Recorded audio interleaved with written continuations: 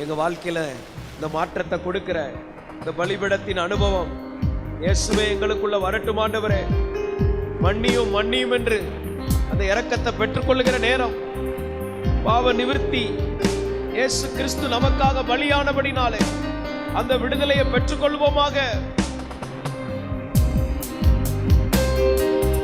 பலிபீடமே பலிபீடமே பலிபீடமே பலிபீடமே, கரைகள் போக்கிடும் கண்ணீர்கள் துடைத்திடும், கரைகள் போக்கிடும் கண்ணீர்கள் துடைத்திடும், கல்வாரி பலிபீடமே பலிபீடமே பலிபீடமே பலிபீடமே பலிபீடமே.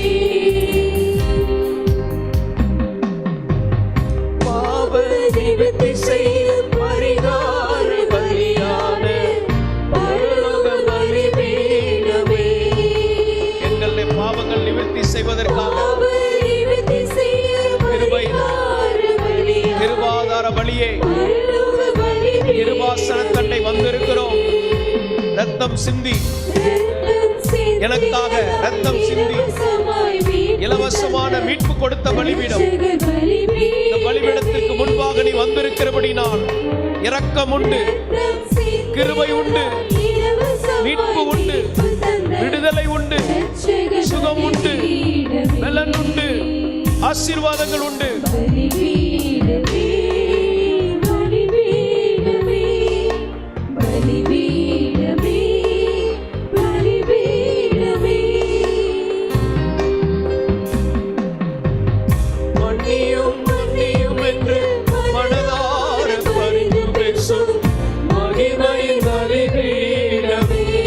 மன்னிப்பை தருகிறவர் அவங்க இருதயத்தை ஆராய்ந்து பாருங்க. You have to search your heart in the presence of God, in front of God, with the Holy Spirit. He has helped to Riva Shagalava Ragadanama get the deliverance. Urava Shantini Miyankarava.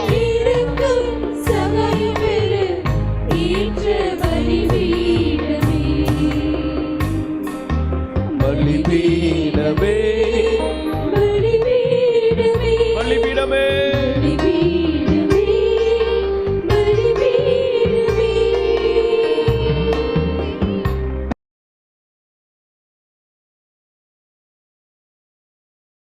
நம்ம இன்னைக்கு கர்த்தருடைய வார்த்தை கேட்க போகிறோம்.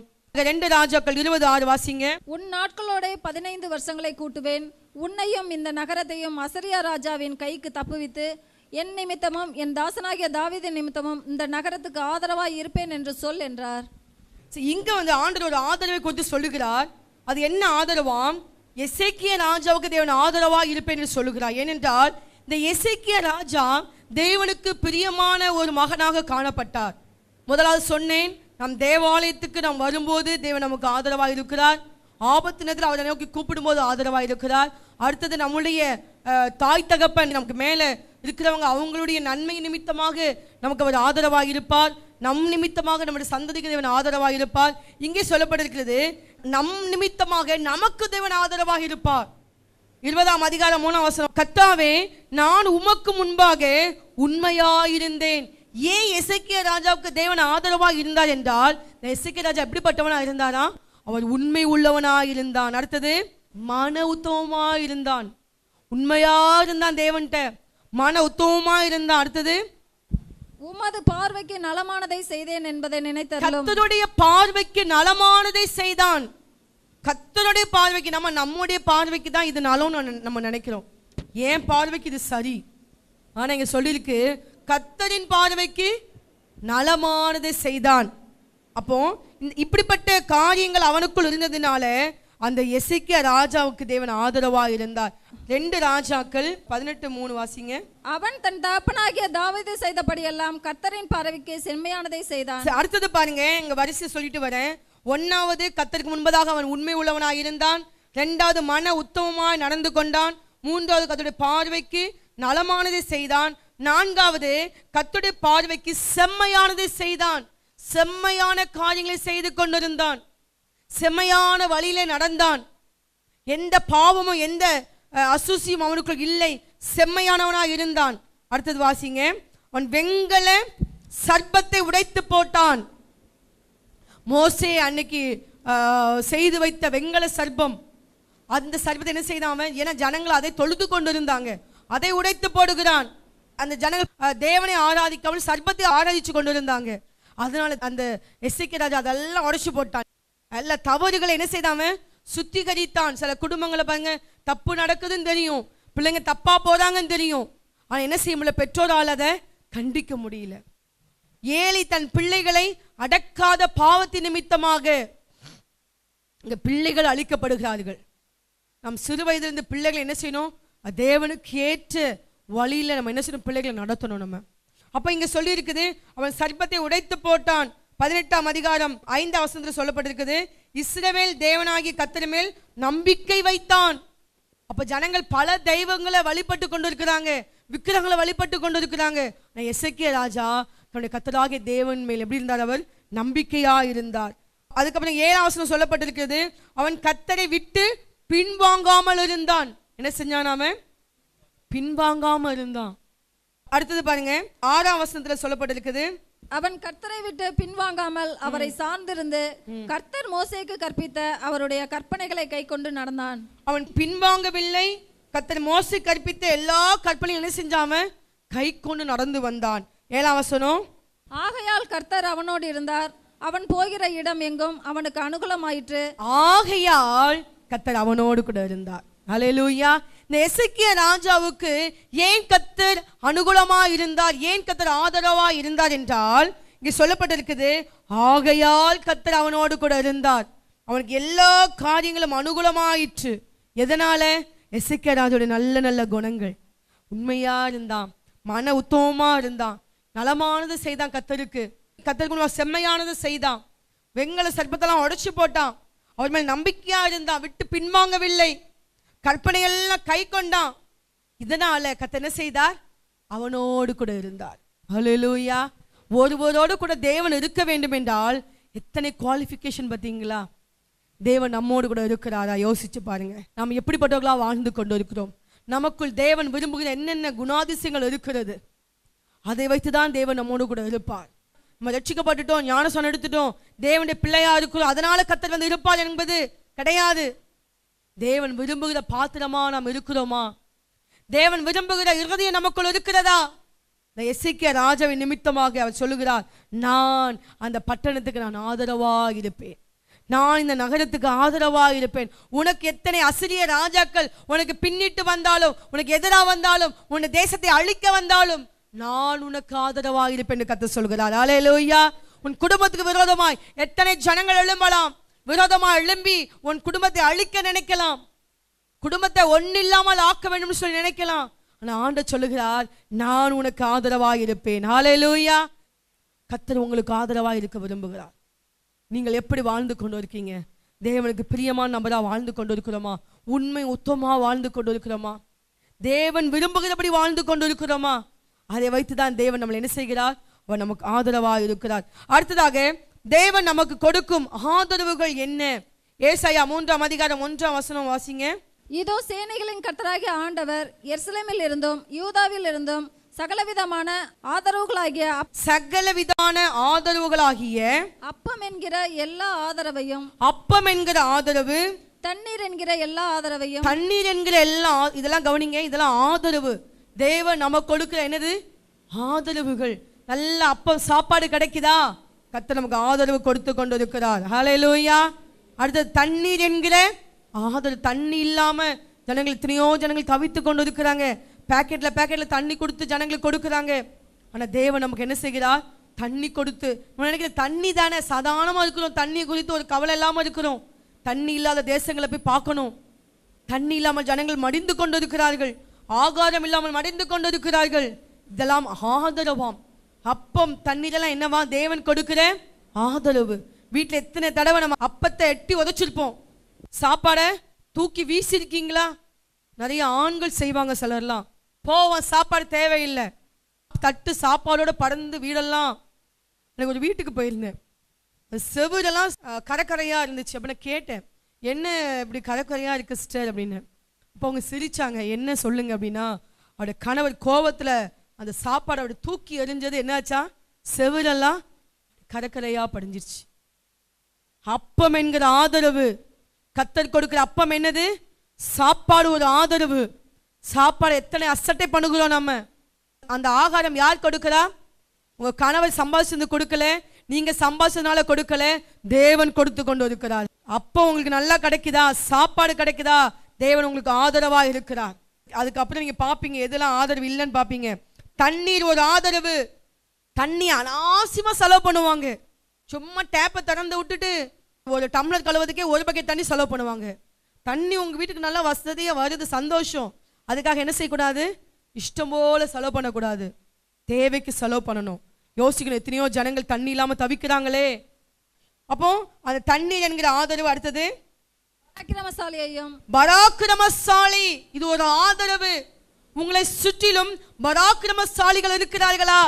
பராக்கிரமசாலிகள் யாரு? நம்முடைய பிரச்சனையில என்ன செய்வாங்க, அவங்க போரிடுவாங்க, நமக்கு பலனா இருப்பாங்க. நம்ம சோர்ந்து போகும்போது நமக்கு எப்படி இருப்பாங்க, அவங்க பலனா தூக்கி எடுப்பாங்க, அவங்க நமக்கு ஆதரவா இருப்பாங்களா? அடுத்தது யுத்த வீரனையும், யுத்த வீரன், நமக்கு விரோதமாய் போரிட வருகிறாங்களா, அவங்கள ஜெயிக்கத்தக்கதான யுத்த வீரர்கள் இருக்கிறாங்களா, அது நமக்கு ஒரு ஆதரவு. ஜெபத்துல யுத்த வீரன், ஜெபத்துல நமக்காக தாங்கி நமக்காக ஜெபிக்கிறாங்களா, நமக்கு விரோதமா எழும்புற சத்துருவை அவங்க தகர்த்து போடுறாங்களா, அப்படிப்பட்ட ஆதரவை தேவன் நமக்கு தருகிறார். அடுத்தது நியாயாதிபதிகள், நமக்கு செய்யற காரியங்களுக்கு நமக்கு சரியான நியாயத்தை கொடுக்கிறார்களா, அதான் நியாயாதிபதிகள், அவங்க நமக்கு ஆதரவாக தேவன் தருகிறார். தீர்க்கதரிசிகள், சாஸ்திரிகள், மூப்பர்கள், இவர்களாம் ஆதரவாய் தேவன் கொடுப்பாரா? தீர்க்கதரிசிகள், உங்களுடைய வருங்காலத்தை குறித்து உங்களுக்கு சொல்லுகிற தீர்க்கதரிசிகள் உங்களுக்கு இருக்கிறார்களா? உங்களுடைய வார்த்தைகள், உங்களுக்கு அப்படிப்பட்ட தீர்க்கதரிசனமான வார்த்தைகள் வருகிறதா?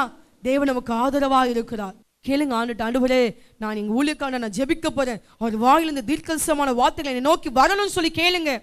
ஒண்ணுமே சொல்லலைன்னா ஆதரவு இல்லைன்னு அர்த்தம்.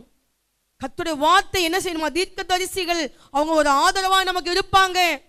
அவங்க வாயிலிருந்து வார்த்தைகள் வரும், தேவனுடைய வார்த்தை நமக்கு வரும்.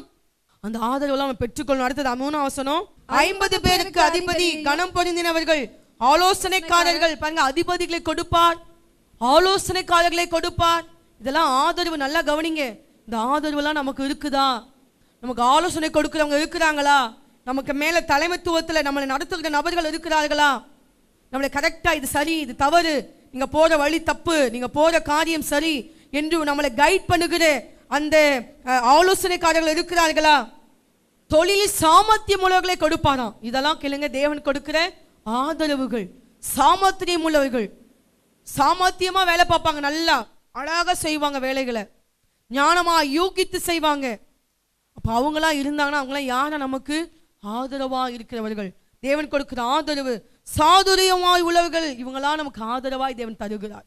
ஆனா இங்க சொல்லியிருக்கு பாருங்க, அந்த 3ஆம் வசனத்துடைய கடைசியில அதை தேவன் விளக்குவார். இப்ப இதெல்லாம் என்னது? அப்பம் என்கிற ஆதரவு, தண்ணீர், பராக்கிரமசாலிகள், யுத்த வீரன், நியாயாதிபதி, தீர்க்கதரிசி, சாஸ்திரிகள், மூப்பர்கள், அதிபதிகள், கனம் பொருந்தினவங்க, ஆலோசனைக்காரங்க, தொழில சாமர்த்தியம் உள்ளவங்க, சாதுரியவான்கள், இவங்களாம் யாரா? ஒரு நபருக்கு ஆதரவான ஜனங்கள். ஹல்லேலூயா. இந்த ஆதரவு எதனால கிடைக்கும்? நம்ம தேவனுக்கு பிரியமா வாழும் போது கிடைக்கும். தானியேலுக்கு, தாவீதுக்கு கிடைச்சது, எசேக்கியா ராஜாவுக்கு கிடைச்சது. காரணம் என்ன? உங்க தேவனுக்கு முன்பதாக உண்மை உத்தமமா வாழ்ந்தது நிமித்தமாக இந்த ஆதரவெல்லாம் தேவன் கொடுக்கிறார் அந்த இஸ்ரவேல் ஜனங்களுக்கு. ஆனா சொல்லுகிறார், இவைகள் நான் விளக்குவேன். கர்த்தருக்கு பிரியம் இல்லாமல் ஒரு ஜனம் மாறும் போது கர்த்தர் சொல்லுகிறார், நான் இவைகளை நான் விளக்குவேன்.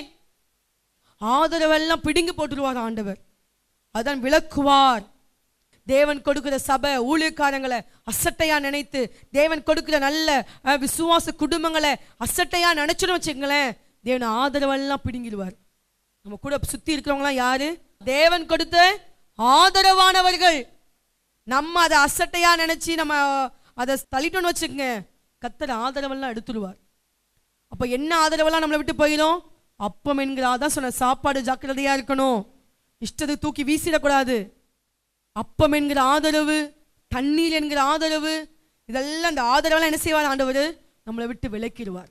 நமக்கு ஆலோசனை சொல்ல ஆள் இருக்காது, நமக்கு தீர்க்கதரிசனம் உரைக்க ஆள் இருக்க மாட்டாங்க, நமக்காக ஜெபிக்க யுத்த வீரர்கள் இருக்க மாட்டாங்க, ஜபசேனை இருக்க மாட்டாங்க, பராக்கிரமசாலிகள் தூக்கி எடுக்க பராக்கிரமசாலிகள் இருக்க மாட்டாங்க. ஏன்? கர்த்தர் எல்லா ஆதரவையும் பிடுங்கிடுவார். அல்லேலூயா. நம்ம எந்த நிலைமை நம்ம இருக்கிறோம் யோசிச்சு பார்க்க வேண்டும்.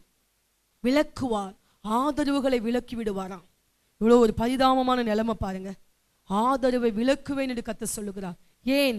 கர்த்தருக்கு பிரியமாய் நாம் வாழாததினால். இஸ்ரவேல் ஜனங்கள் கர்த்தரை சேவிக்காமல் அவங்க பாகாலை வணங்கி அவங்க இஷ்டம் போல வாழ்ந்தது நிமித்தமாக கர்த்தர் இதை சொல்லுகிறார். நான் ஆதரவு கோலை பிடுங்குவேன், விலக்குவேன் என்று கர்த்தர் சொல்லுகிறார். அப்ப தாட்சி உண்டாகிறது, நன்மைகள் குடும்பத்துக்கு வரல. காரணம் என்ன? ஆதரவு கோலை பிடுங்கி விட்டார். நன்மை வரல, குடும்பத்துக்கு நன்மை வரும் நன்மை வரும் எதிர்பார்த்து கொண்டே இருக்கிறோம், நன்மை இல்லை. ஏன்? ஆதரவு கோல் இன்னும் நீட்டப்படவில்லை. தேவன் ஆதரவுக்காக நம்ம ஜெபிக்கணும். ஆதரவுகளை எனக்கு ஏற்படுத்தி கொடுங்க ஆண்டவரே. அப்படி நம்ம ஜெபித்தோம்னா எங்கெல்லாம் போறோமோ அங்கெல்லாம் நமக்காக சில ஆதரவான ஆட்களை கர்த்தர் வைத்திருப்பார். ஆமென். நமக்கு சப்போர்ட்டா பேச என்ன செஞ்சிருப்பார் ஆண்டவர்? நமக்காகவே சில ஆதரவுகளை வைத்திருப்பார். 4 வசனம் பாருங்க. அப்ப தேவன் அந்த ஆதரவை விலக்கினார் என்றால் என்ன நடக்குமா? வாலிபரை அவர்களுக்கு அதிபதிகளாக தருவேன். வாலிபரை அதிபதியா தருவேனா? இப்ப யார் நம்மளை நடத்துவான்? வாலிப பிள்ளை வாலிப பையன் நடத்துவான். சில குடும்பங்கள் அப்படிதான் நடந்து கொண்டு இருக்கு. வாலிப பிள்ளைங்க அம்மா அப்பா நடத்துவாங்க. அந்த வாலிப பையன் வாலிப பிள்ளை என்ன சொல்றாங்களோ அதைத்தான் அந்த பெற்றோர் கேட்பாங்க. ஏன்? அங்க ஆதரவு என்ன செஞ்சிருக்கு? கொஞ்சம் விலகி இருக்குது. சரிப்படுத்துங்க. அடுத்து சொல்லப்பட்டிருக்குது, பிள்ளைகள் அவர்களை ஆளுவா. அதான் சொல்லப்பட்டிருக்கல, வாலிபர்கள் ஆளுவார்களாம், பிள்ளைகள் அவர்களை ஆளுவார்கள். இதெல்லாம் எதுக்கு சொல்லப்பட்டிருக்கு? தேவன் ஆதரவை எடுத்தால் வருகிற விபரீதங்கள். பிள்ளைங்க ஆளுவாங்க நம்மள. பிள்ளைங்க ஆளுகைக்கு நம்ம என்ன செய்யக்கூடாது? நம்மள ஒப்பு கொடுக்க கூடாது. குடும்பத்துக்கு கணவர் தான் என்ன யாரா இருக்கிறார்? ஆளுகை செய்கிறவளா இருக்க வேண்டும். அடுத்ததாக தாய் இருக்க வேண்டும். பிள்ளைகள்லாம் அது கீழே தான் நம்ம வச்சிருக்கணும். பிள்ளைங்கள் ஆளக்கூடாது குடும்பத்தை. அது அப்படின்னா அது ஆதரவு கோல் அங்க இல்லை என்று அர்த்தம். அந்த ஆதரவை கர்த்தர் மாற்றுகிறார். அடுத்து பாருங்க, ஜனங்கள் ஒடுக்கப்படுவார். ஒருவருக்கொருவரும் அயலானுக்கு அயலானும் விரோதமாய் இருப்பார்கள். எல்லாம் ஒருவருக்கொரு விரோதமா இருப்பாங்க. எல்லாம் ஒரே தெருவில் தான் இருப்பாங்க. விசுவாசிங்க எப்படி இருப்பாங்க? விரோதமா இருப்பாங்க. ஒரே சபைக்கு தான் வருவாங்க. விசுவாசிங்க எப்படி இருப்பாங்க? ஒண்ணுக்கொன்னு விரோதமா. இப்ப பாருங்க, அதெல்லாம் விலக்குவார். வாலிபன் முதிர் வயது உள்ளவனுக்கும் கீழ்மகன் மேல் மகனுக்கும் இடும்பு செய்வான். பாருங்க, வாலிபன் முதிர் வயது உள்ளவனுக்கு இடும்பு செய்வானா? அவங்களுக்கு பிரச்சனை கொடுத்துட்டே இருப்பான். யாரு? ஒரு வாலிப பிள்ளை யாருக்கு பிரச்சனை கொடுத்துட்டே இருப்பாங்க? முதிர் வயது உள்ளவங்களுக்கு. இதெல்லாம் என்னவா? ஆதரவு கோல், முறிக்கப்பட்ட காரியம். ஆதரவை விலக்க வேண்டும் கர்த்தர் சொல்லுகிறார். இப்படிப்பட்ட அந்த ஆதரவுகளை தேவன் என்ன செய்ய மாற்றி நமக்கு தர வேண்டும். 11 வசனம் பாருங்க.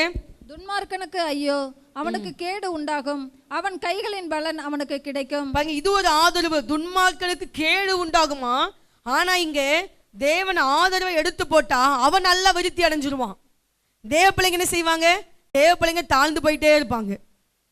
துன்மார்க்கன் என்ன செஞ்சுட்டே இருக்கிறான்? அவனுடைய பலன் அவனுக்கு கிடைக்குமா? காரணம் என்ன?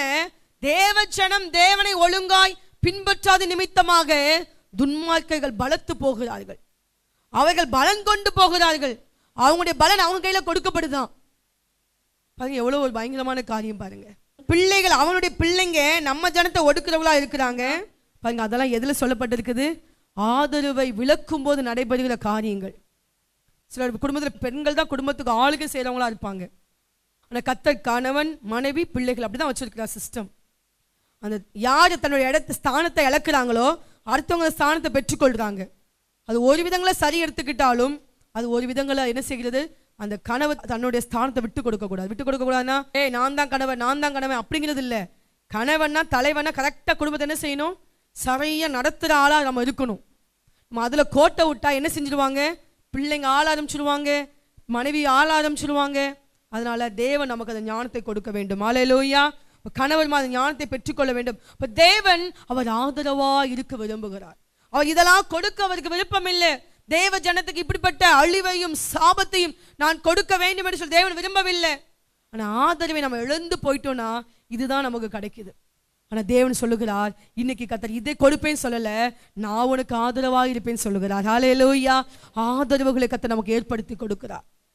எத்தனை ஆதரவுகள் நமக்கு வேண்டும். எல்லா ஆதரவையும் தேவன் நமக்கு கொடுக்க விரும்புகிறார். தேவன் ஆதரவாய் நமக்கு இருக்கணும். எங்க போனாலும் நீங்க அதுக்காக ஜெபம் பண்ணுங்க. ஆண்டவரே, நான் தேவன் எனக்கு ஆதரவாய் இருக்க வேண்டும். கர்த்தர் இன்னைக்கு ஆதரவு என்கிற கோலை உங்களுக்கு நீட்டுகிறார். அல்லேலூயா. அதை நீங்கள் பிடித்துக் கொள்ளுங்கள். அவர் உங்களுக்கு ஆதரவாய் இருப்பேன் என்று சொல்லுகிறார். உனக்கு விரோதமாக எத்தனை ஜனங்கள் எழும்பினாலும் அவர் உங்களுக்கு ஆதரவாய் இருப்பார். அவர் உங்களுக்கு ஆதரவாய் இருப்பார். நாளை தேவன் கொடுக்கிற ஆதரவுகளை நீங்கள் ஒரு நாளும் அற்பமாய் எண்ணி விடாதிருங்கள். தேவன் கொடுக்கிற ஆதரவுகளை நீங்கள் அசட்டையா எண்ணி விடாதிருங்கள். தேவன் கொடுக்கிற சின்ன பொருளாக இருந்தாலும் அது தேவன் உங்களுக்கு கொடுக்கிற ஆதரவு. அதை நீங்கள் அற்பமாய் எண்ணி விடாதுங்க. தேவன் நமக்கு அவர் ஆதரவை கொடுக்க விரும்புகிறார். அநேக ஆதரவுகளை கர்த்தர் உங்களுக்காக கொடுக்க போகிறார். நீங்க வேலை செய்கிற இடங்களில, உங்க குடும்பங்களில தேவன் அநேக ஆதரவு கரங்களை உங்களுக்கு என்ன செய்ய போகிறார்? ஆண்டவர் நீட்ட போகிறார். ஆமென். அந்த மூழ்கி போகிற பேதுருவுக்கு இயேசுவுடைய ஆதரவு கரம் நீட்டப்பட்டது போல என்ன பண்ண, பேதுரு மூழ்கி கொண்டிருந்தான். அந்த இயேசுடைய ஆதரவுக்கு என்ன செய்யப்பட்டுச்சு? அவனை நோக்கி அவனுக்கு நேரா நீட்டப்பட்டது. அவர் தூக்கி எடுத்தார். அதான் சங்கீதம் 18 சொல்லப்பட்டிருக்கிறது, மிகுந்த ஜலப்பிரவாகத்திலிருந்து என்னை அவர் தூக்கி எடுத்தார். பேதுருவை தூக்கி எடுத்தார் தேவன். அந்த ஆதரவு கரம் உங்களுக்கு நேராக நீட்டப்படுகிறது. அது உங்களுக்கு நேராக நீட்டப்படுகிறது.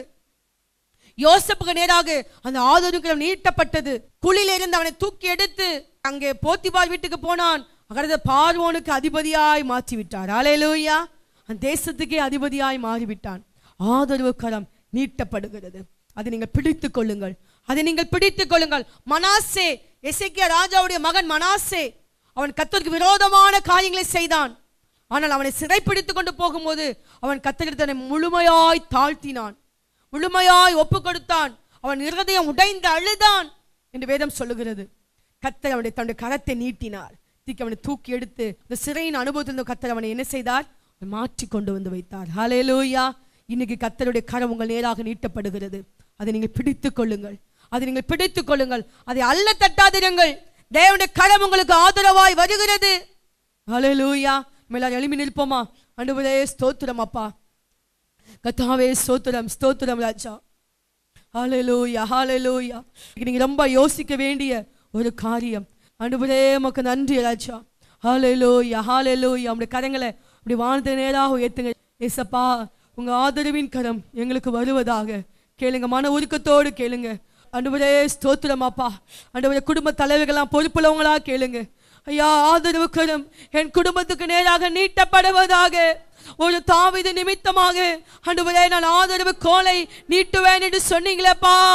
என் நிமித்தமாக என் சந்ததிக்கு ஆதரவு கோலை நீட்டத்தக்கதாக என்னை நீர் உமக்கு பிரியமானவராய் மாற்றோ. அந்த ஆதரவு கரம் உங்களை பார்த்துதான் வருது. வேதனையோடு இருக்கீங்கல்ல, கண்ணீரோடு வந்தீங்கல்ல.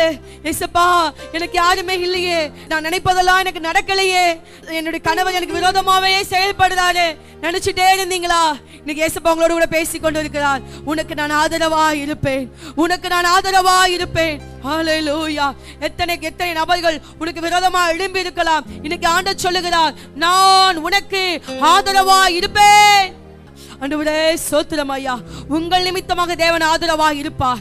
உங்களுடைய பெற்றோர் நிமித்தமாக உங்களுக்கு தேவன் ஆதரவாக இருப்பார். நீங்கள் தேவனுடைய ஆலயத்தில் வந்து நீங்கள் ஜெபித்தது நிமித்தமாக உங்களுக்கு அவர் ஆதரவாக இருப்பார். ஹல்லேலூயா, ஹல்லேலூயா. ஆண்டவரே ஆதரவு கோலை நீட்டுங்க ராஜா. எங்களுக்கு மாத்திரமல்ல, எங்க சந்ததிக்கே நீட்டுங்கப்பா. எங்க சந்ததி மேல உங்க ஆதரவு கரம் நீட்டப்படுவதாக. ஆவியானவரே கிருபை தருவீராக. எங்களுக்கு கிருபை தருவீராக அப்பா. அப்பம் என்கிற ஆதரவு, தண்ணீர் என்கிற ஆதரவு, ஆண்டவரே பராக்கிரமசாலிகள், யுத்த வீரர்கள், நியாயாதிபதிகள், தீர்க்கதரிசிகள், அப்பா இந்த ஆதரவெல்லாம் எங்களுக்கு கொடுங்க. கேளுங்க எல்லா கரங்களை உயர்த்தி. பராக்கிரமசாலி என்கிற ஆதரவு எங்களுக்கு தாங்க. யுத்த வீரர்கள், ஜபத்துல யுத்த வீரர்களா இருக்கிற வீரர்களை கொடுப்பீராக. நியாயாதிபதிகளை கொடுப்பீராக, தீர்க்கதரிசிகளை கொடுப்பீராக, சாஸ்திரிகள் மூப்பர்களை கொடுப்பீராக, அதிபதிகளை கொடுப்பீராக, கணம் பொருந்தினவர்களை கொடுப்பீராக, ஆலோசனைக்காரர்களை கொடுப்பீராக, தொழில் சாமர்த்தியங்களை கொடுப்பீராக, சாதுரியவான்களை கொடுப்பீராக. இவர்களை எங்களுக்கு ஆதரவாய் கொடுங்க ஆண்டவரே. ஹல்லேலூயா, ஹல்லேலூயா. இப்படிப்பட்ட ஆதரவு கோள்கள், இப்படிப்பட்ட ஆதரவான மனுஷங்க எங்களை விட்டு ஆண்டவரே தூரமா இருந்தாங்களா? ஆண்டவரே நாங்கள் இங்க மனம் திரும்புகிறோம் ஐயா. அது எங்கள் நிமித்தமாக தான் அப்படி இருக்குது. எங்கள் நிமித்தமாக தான் நீர் ஆதரவு கோலை எடுத்து போடுறீங்கப்பா. ஆண்டவரே எங்களை மன்னிப்பீராக, எங்களை மன்னிப்பீராக. எங்களுக்கு தேவன் கொடுத்து ஆதரவான நபர்கள் எங்களை தேடி வருவார்களாக. கர்த்தர் ஆதரவுகளை பெருக்கிக் கொண்டிருக்கிறார். அவர் உங்களுக்கு ஆதரவாக இருக்க விரும்புகிறார். உங்க நீட்டப்பட்ட கரத்திலே அவர் தன்னுடைய கரத்தை பிடித்துக் கொண்டிருக்கிறார். உங்கள் கரத்திலே அவர் தன்னுடைய கரத்தை பிடித்துக் கொண்டிருக்கிறார். அவர் உங்களை மூழ்கி போக விட மாட்டார். அவர் உங்களை இந்த தண்ணிக்குள்ள மூழ்கி போக விட மாட்டார். அவர் உங்களை தூக்கி எடுக்க வல்லவராய் இருக்கிறார்.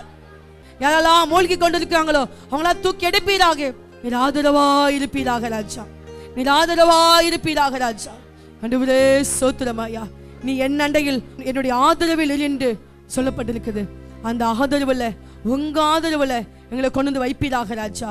எஸ்தருக்கு எப்படி ராஜாவுடைய கண்களை கிருபை கிடைச்சதோ, ஆதரவு கிடைச்சதோ, அதே போல எங்களுக்கும் உங்க கண்களை கிருபை ஆதரவு கிடைக்கட்டும் ஆண்டவரே. கிடைக்கட்டும் அப்பா. எங்களுக்கு மாத்திரமல்ல, எங்க சந்ததிக்கே கிடைக்கட்டும். ஹல்லேலூயா. அப்பா ஸ்தோத்திரம் ஸ்தோத்திரம் ஸ்தோத்திரம் ஆண்டவரே. ஆவியானவரே கிருபை தாரும், கிருபை தாரும் ஆண்டவரே. நீ தரப்போற நன்மைகளுக்காக ஸ்தோத்திரம் ஆண்டவரே. இந்த சமுத்திரங்களை ஒப்பு கொடுக்கிறோம் ஐயா. அந்த ஆதரவான கரம், அந்த கரம் எல்லாரையும் தொடுவதாக. ஹல்லேலூயா. ஆண்டவரே எங்க குடும்பத்தில் இருக்கிற ஆண்டவரே தேவையில்லாத ஆளுகைகளை மாற்றுங்க. பிள்ளைங்க எங்களுக்கு ஆளுகையா மாறக்கூடாது ஆண்டவரே. ஸ்தோத்திரம் ஐயா. வாலிப பிள்ளைங்க எங்களை ஆளுகை செய்யக்கூடாது ஆண்டவரே. ஸ்தோத்திரம். துன்மார்க்க எங்களை ஆளுகை செய்யக்கூடாது. பெண்கள் ஆளக்கூடாது. கர்த்தாவே இதெல்லாம் மாற்றுவீராக ராஜா. எங்க குடும்பத்தில் இருக்கிற தவறான ஆளுகைகளா மாறட்டும் ஆண்டவரே. ஸ்தோத்திரம் ஐயா. கிருபை உண்டாகட்டும். ஆவியானவரே ஸ்தோத்திரம் ஸ்தோத்திரம் ஆண்டவரே. இந்த கிருபைகளுக்காக நாங்கள் நிற்கிறோம் ஐயா. ஸ்தோத்திர ஆண்டவரே மை துதிக்கிறோம். உடைய இரக்கத்தை எங்கள் மேல் வைப்பீராக ராஜா. எங்களுக்காக செய்து முடிக்கிற கர்த்தரை நோக்கி நாங்கள் பார்க்கிறோம் ஆண்டவரே. அப்பா நம்முடைய ஆதரவை எங்களுக்கு நேராக நீட்டினக்காக நன்றி செலுத்துகிறோம் ஐயா. என்னுடைய ஆதரவுள் பெற்ற ஜனமாக நாங்கள் நடத்தோடு கடன் செல்ல கிருபை தருவீராக. எங்களை தாழ்த்தி அர்ப்பணிகளும் மகிமைப்படுங்க. இயேசு கிறிஸ்து மூலம் ஜெபிக்கிற நல்ல பிதாவே, ஆமென். Rock City AG Church service timing Sunday morning 5 a.m., 7 a.m., 9 a.m. and 11 a.m. Evening 6:30 p.m. Branch Church AG Blessing Center. Sunday morning service 9 a.m.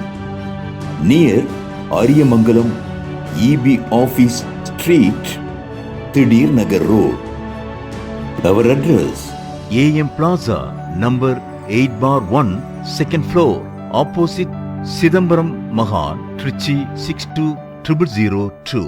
Cell phone 9976607364.